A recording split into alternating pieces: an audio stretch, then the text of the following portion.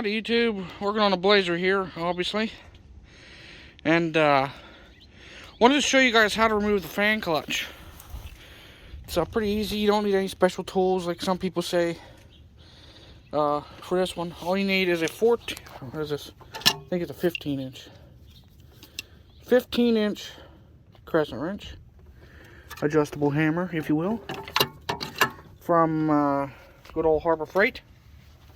And a ratchet, 3/8 ratchet. So, on your tensioner, right there, obviously, if you put the tensioner, push it that way, it loosens the belt. So what you want to do is do the opposite of when you're taking the belt off and push it clockwise. Get some more tension on that belt. And then, with tension on that belt, you're going to give that wrench a couple whaps with your your fist or your hammer, and should come loose. My assistant will hold the phone for us. So tension, and then just a couple whacks, and your fan will come loose. And you can just thread it off and use the same wrench to tighten it back up when you put it on. It's a little tricky sometimes to get threaded on there, but and it's cold, so it's not going to want to thread off. And it came loose.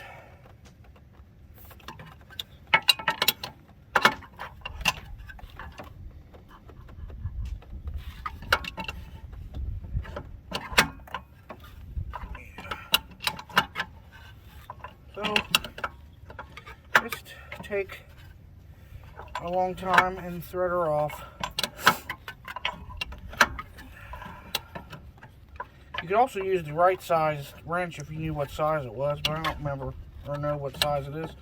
So, crescent wrench works for me. And I have a number of them laying around, so